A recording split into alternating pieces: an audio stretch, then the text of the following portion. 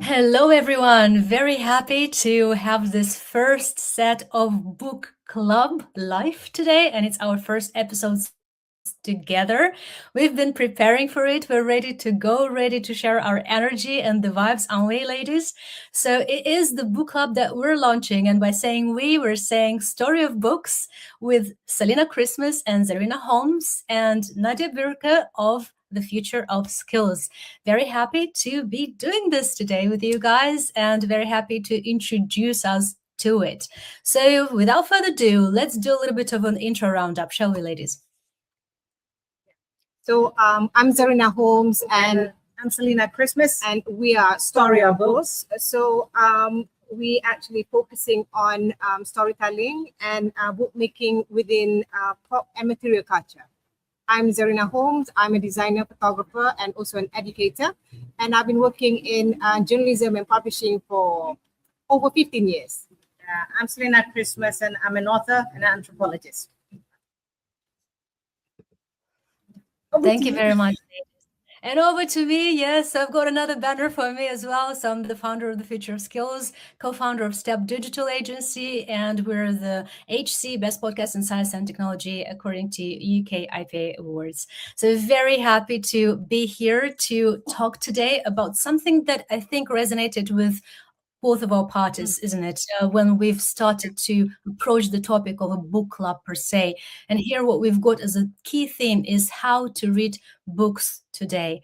Very grateful, by the way, for the artwork. Zarina has been doing amazing artwork over the years, and now this one for our book club. So thank you for doing this. And then the topic that then goes along with this, as part of it, is what happens if we stop reading, isn't it? Because they're interconnected. How we read the books, how and what happens if we stop reading the books. It's all in there.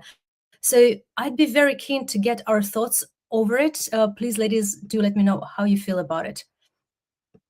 All right. Okay. So basically, this topic happens because we were discussing about the book club, and I went to a library, and then I tried to borrow some books and then read books, and I found it myself as an experience. It's so difficult to concentrate and focus on reading books, isn't it, Selena? Yeah, that's very And true. I'm like, what's happened to me? It used to be a lot easier, and I kept the books for over 2 weeks and couldn't finish it. And suddenly, I have this realization that it's not that easy to finish a book today. And that got me researching on the internet because we're researching our topic. And Yeah. I came across a UNESCO statistic saying that, um, you know, uh, 49% of teenagers are losing their comprehension skill while reading. And I thought that this is something that we should discuss. Yeah. Absolutely, can't resonate more. Selena, what do you think from your perspective? Is it something that you've observed, is it something that worries you a little bit more so? Oh, sorry. Well, basically, excuse me. No Basically, problem. what I observe is that we live in a very, very distracted world. Because at the moment, I mean, when I do my work as an author, I'm very focused. I write, and then I expect people that buy my books to actually be able to comprehend my books. But then again, I also work with PR and communications, whereby we actually churn really fast-paced so like messages. And yeah, people rely on AI for prompting or whatnot, but it's all done in a very distracted manner. And you only actually have to read so like a copy or whatever split second before you sign off. A very dangerous precedent, and I've never seen it like that before 10 years ago. So yeah, so basically what we are looking at is we are, as a generation of humans, losing our skills to read and comprehend books or long form. So and we notice that there's a massive difference between today and 10 years ago, Mhm. especially in the age of AI and this wealth of information. I just realized that having all this information available to us does not mean that our literacy or comprehension skill is increasing. Yeah. Agreed. At the moment, what happens, as you've rightly mentioned, we have at our disposal big data, isn't it? Access to everything and anything that we wanted ever have access to. But the access doesn't necessarily come with the attachment of comprehension alongside, because if comprehension would be necessarily as an element that would go along with it, would be a lot more of a having a 360 view of it.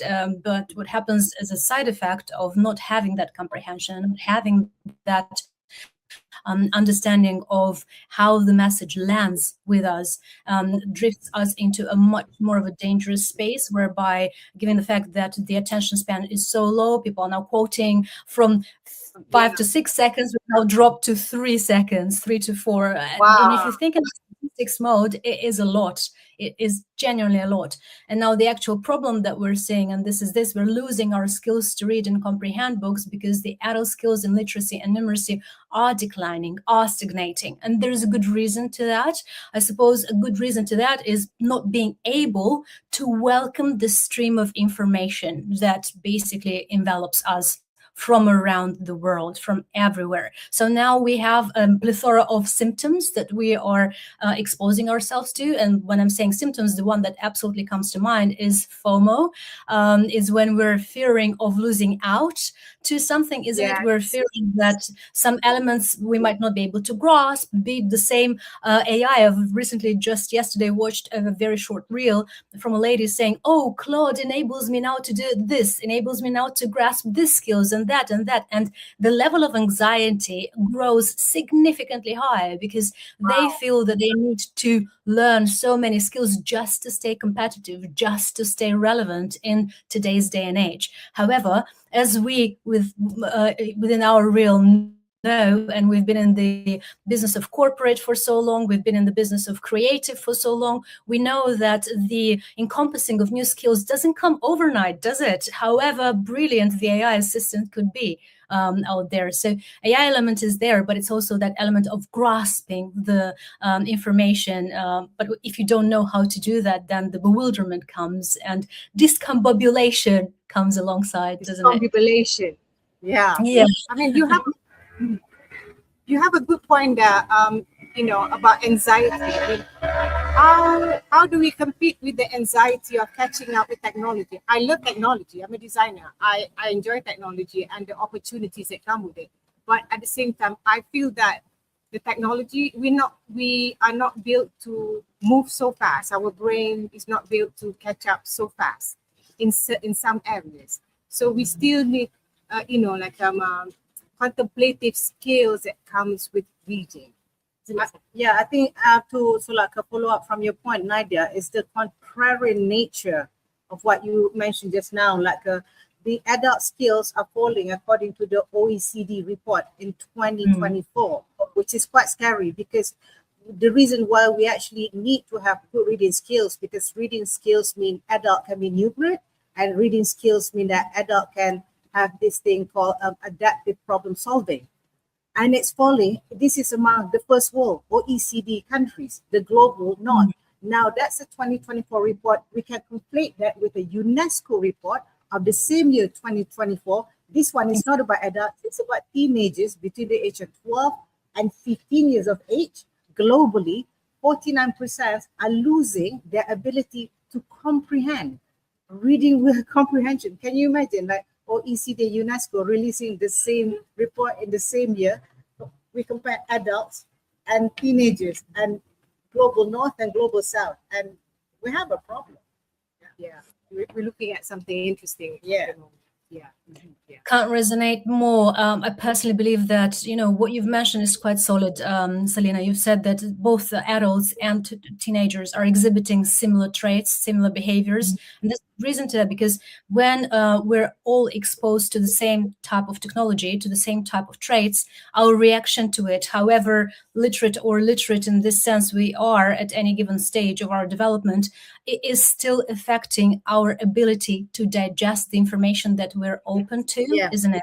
And, and Yes. then the literacy comes into place, because we have a very interesting stats about literacy here, saying that among least educated adults, only 1 in 5 are actually able to understand simple texts or solve basic arithmetic, which is very, very worrying, because yes, they might be less literate than the others, but the fact that the information not only doesn't land, it is actually just passing by without having a proper impact into their development, their comprehension. And then what do we getting as a result of this all? We're getting a generation that is not only able to ingest the information, but they're not able to react on the back of that information either. So they're literally just exposed to a plethora of data without the ability to make themselves relevant to this environment.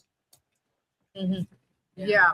And so this is where we are now. I mean, we can see the phenomenon around the world where people buy into conspiracy theories and buy into fake news so easily, and no wonder, because they are losing the comprehension skill, and then the ability to analyze and be critical.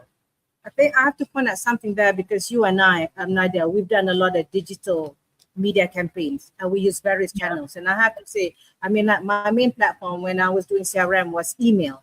And this is what I found about email. With the email, I always, I told people, people don't read emails, they scan emails. And now that we're talking about it, I realize, oh my God, I'm actually responsible for nurturing or this kind of reading behavior in people, where they don't read, they don't comprehend, they just scan information. So, how much information, how much data can they digest if that's their reading habit? Absolutely. And with that, this is exactly why I am such a fan as a parent as well, to infuse children with the type of skills that would not only allow them to just take in the information, digest it, hopefully, but also react on the back of that. So, the mention that you just said earlier, a few minutes back, about the critical thinking, both of you have alluded to it. I think this is essential, because if there is this element of critical thinking at play, children, but also adults, and, we are all able to then react on the back of that and make a sensible comment, make a sensible behavioral trait as well on the back of that. However, if that isn't in play, then we're not even participants to a given dialogue or a given, behavioral environment, right? Yeah. And for us, story of books, because we are deeply rooted in the traditional material culture, we came to this realization that before we could write, we must be able to read. So if people can't read properly, how are we going to produce books in the future? Exactly. But let us know a little bit about the story of books. So the story behind the story of books, how has it started? Obviously, Selena is now an author, published author. So, let us know the background. So basically, we started out this thing at a London Design Festival, because I was doing a digital anthropology with my course mates. And then one person said that, for our show, anthropology show, why don't we do this a seminar in conjunction with London Design Festival? And the title is Whatever's to Become a Books.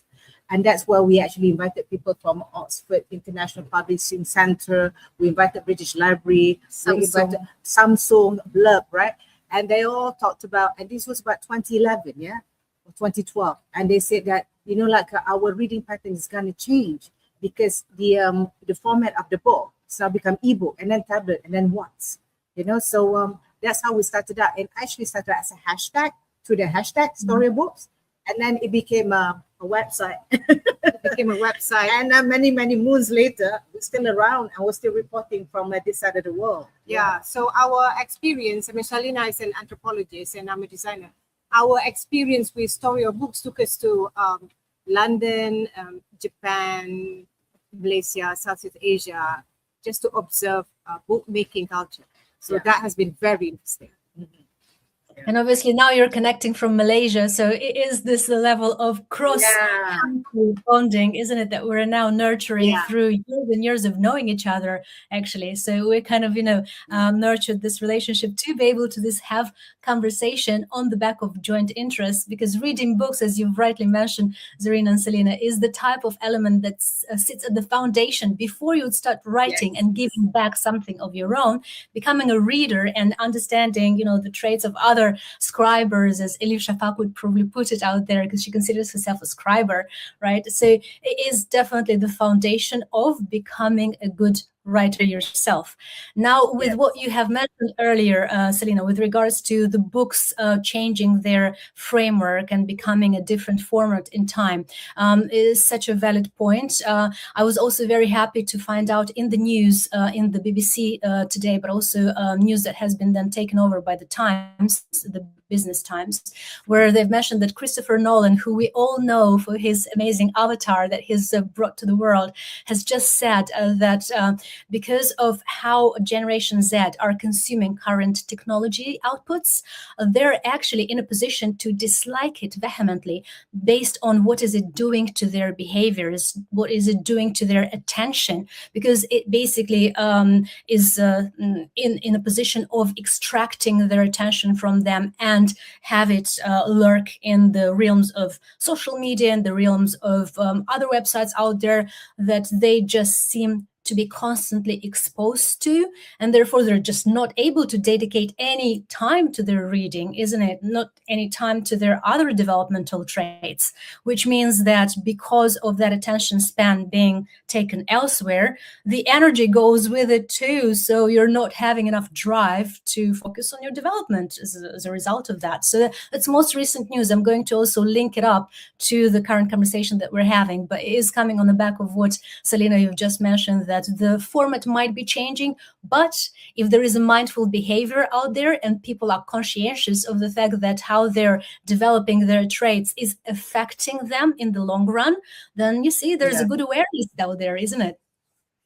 Yes, that's very true. And it's quite concerning because we're now in Asia where a lot of information is consumed online, partly because of accessibility. It's cheaper to consume social media than so like books, and also people rely on WhatsApp.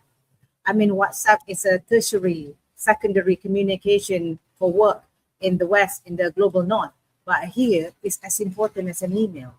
And then again, like I said to you, if you scan in an email in WhatsApp, I mean, it's like a briefer than scanning. You don't even digest the information. You just react. On the other hand, though, from my observation, I feel hopeful watching the younger generation, especially this Gen Z, because at the moment, making zines and making simple books with your hands, it's very, very popular in Southeast Asia. I love that. They love it. There's zines workshop every other week.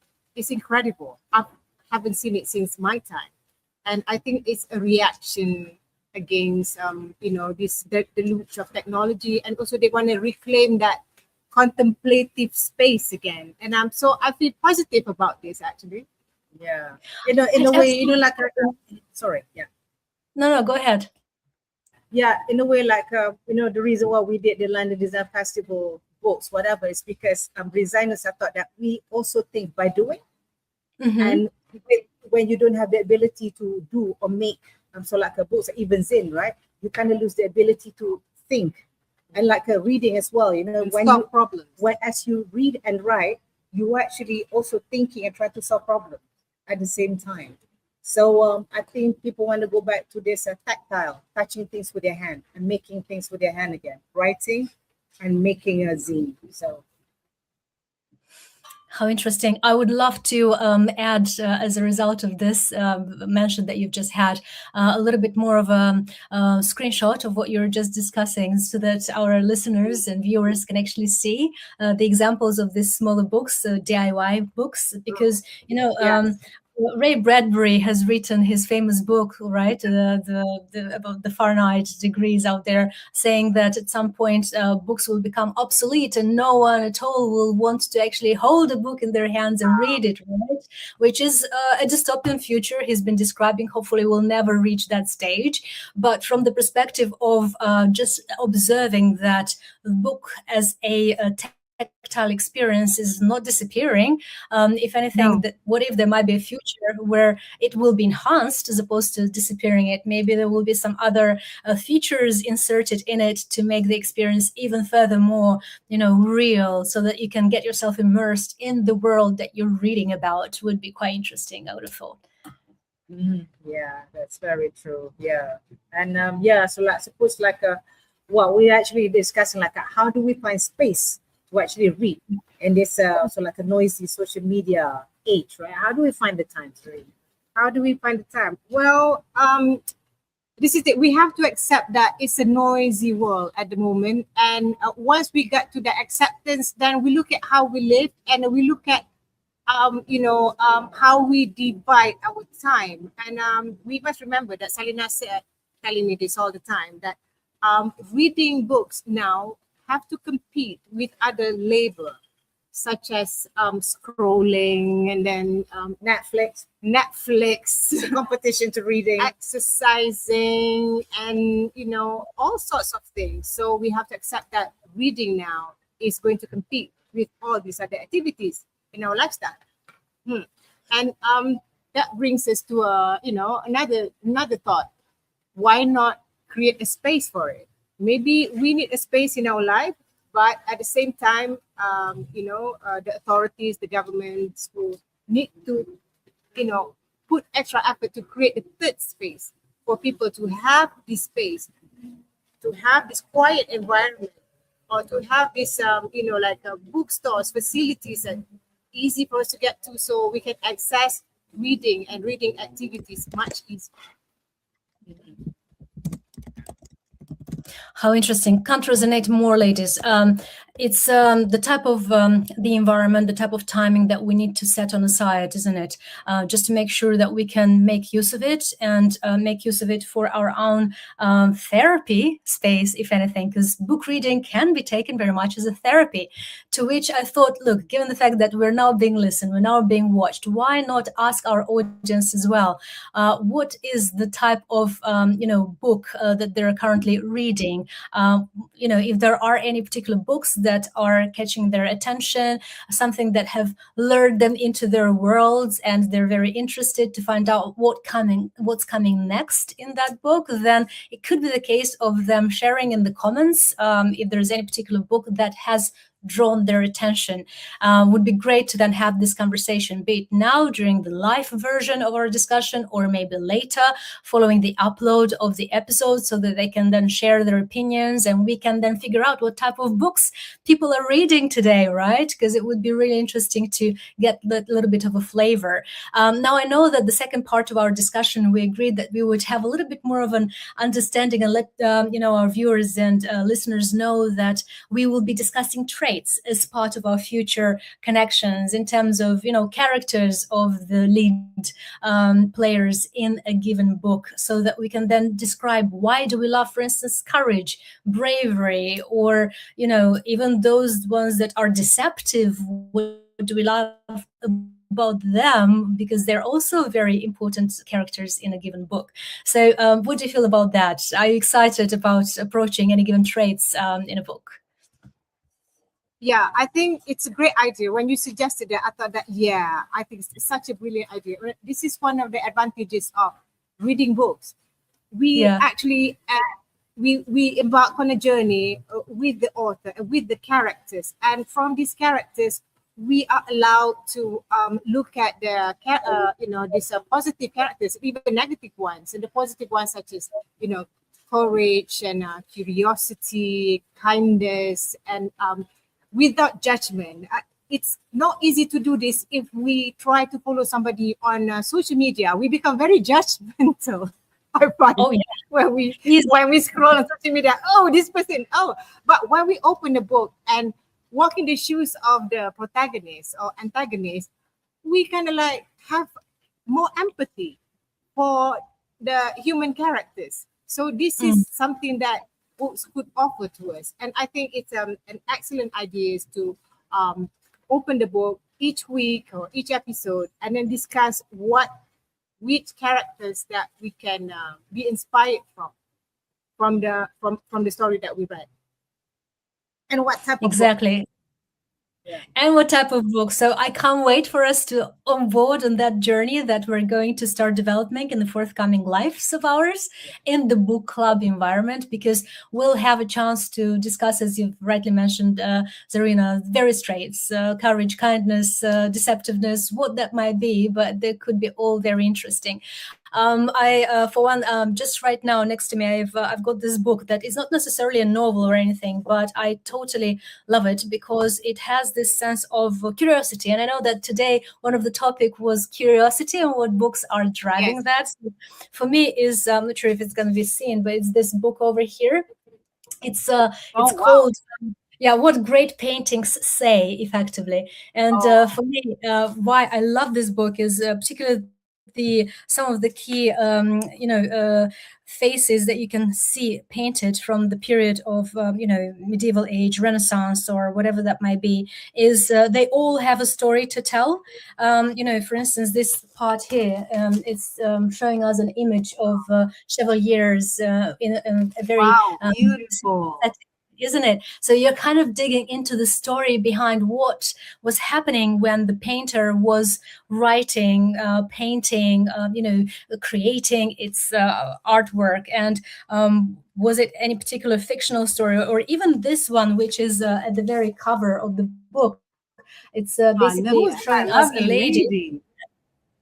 Oh, she's very lucky. She's part of a bigger painting, and the painting is created by Georges de la Tinour, and it's been painted in 1599 as it stands, back in Holland at the time, so the Netherlands of those days. And it's fascinating because it basically depicts a lady who was part of a bigger conversation between her and some gypsies who were trying to deceive a young man who was a scholar, who potentially would have just walked out of his setting, of his educational setting, and they just caught him up at the right time, trying to tell him all sorts of stories in the hope of burglaring him later on. So they're basically thieves. So this lady is as well joined thieves, apparently. But she looks, if you take a look at her gaze alone, see, she's very suspicious in terms of, is it the right time? She has the side eye.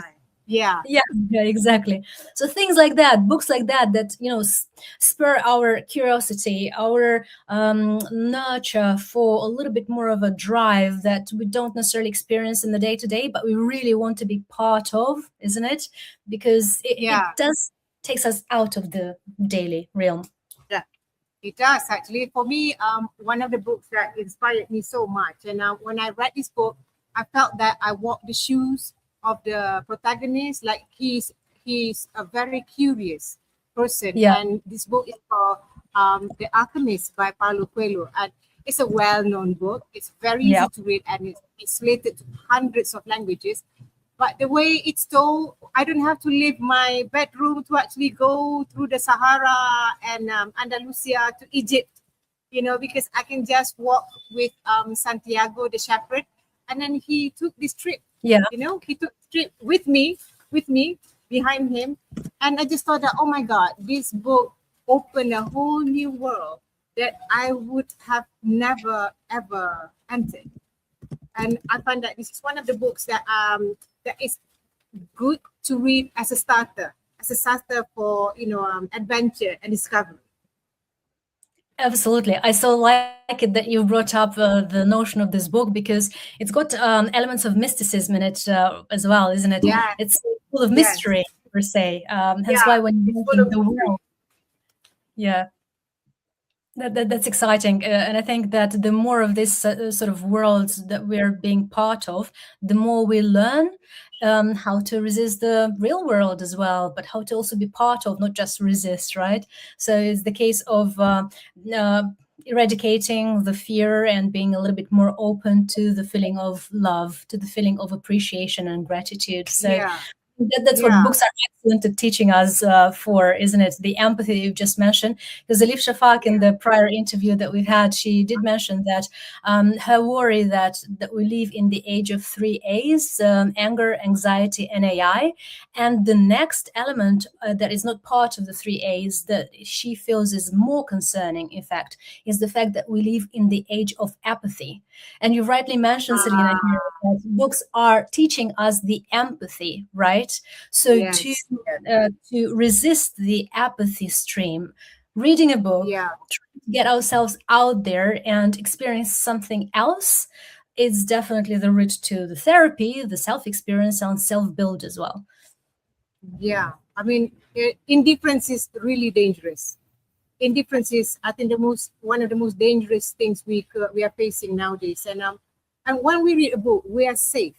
We're safe because it's so private. We open it, no one else know what we're reading. We can cover the books if we want, And it's all in your mind, whatever goes there. I don't know. it's all in don't our know. mind, and then we go into this journey, and we got to feel things that we normally don't have the opportunity to feel in real life. But in a book, we can have these feelings or this experience or what have you.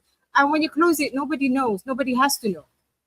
It's not out there, and you don't have to be judged. And we're not judging anyone. We're just walking the journey with the story. You know, the process of being mindful as opposed to being conscious. On social media, you're conscious. Everything's performative. People judge you, you judge people.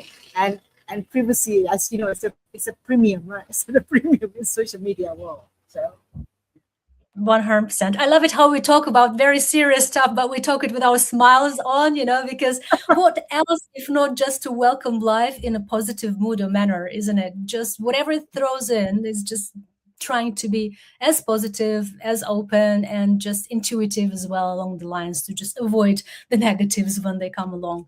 So yeah, on this note, I mean, I know that we're approaching closely to the end of the first live, and I suppose it's been wonderful, right? Just to discuss, see how it goes, and then continue the flow, because we've got tons of characters, tons of traits to discuss, and books to also represent and put forward for the types of traits. So there's a lot that's going to be coming up, and hence we're inviting our audience to stay with us, to share what types of books they're reading and why, be it in the comments now or later, would be more grateful. And yeah, who would like to announce the next episode? Because I know that you guys have prepared.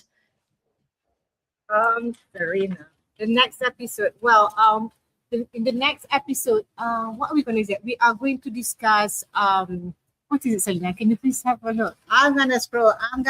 Scroll. Yeah. Preparing our minds for reading. Yes. Preparing our mind for reading. Mindful reading, exactly. Yep. Do we need to empty our mind for reading? Maybe not. Maybe not. I think there are ways that we can prepare our mind so we can focus and do this joyful activity called reading. Exactly. So looking forward to that next experience. Thank you so much for your time today, ladies. And hopefully on the next interaction, we'll prepare the books that we love, that we feel that would suit the theme of, of that topic, because the theme of that topic is going to be quite intense. Not like today has been an entry point, but as we go along, there will be representative books of the traits that we want to put out there. So it would be interesting to just, tune in and to see how we take it from there. Very grateful for your time. Yeah, thank you very much. And thank you for sharing that lovely book. And thank you for joining us by the swimming pool. Woo, very nice. I love that. In fact, I was wondering what did you have there in the background? Because my background for some reason can't be seen, but yours is amazing. It's a swimming pool. So hopefully one day you can do out your broadcast from here too. I'd love that. I'd absolutely love that. What a relaxing environment to be tuning in from. Well done. a perfect place to read a book. Swimming. Yeah, a perfect place to read a book, and a very therapy-related one, I would have thought as well. Excellent, ladies. Well, thank you so much. We've done it. Yoo-hoo. So with that in mind, wishing everyone a lovely afternoon as we go along, and we'll tune in next time. Yes, tuning in. And please follow Nadia and follow Thank you all. our website. Thank you. Bye.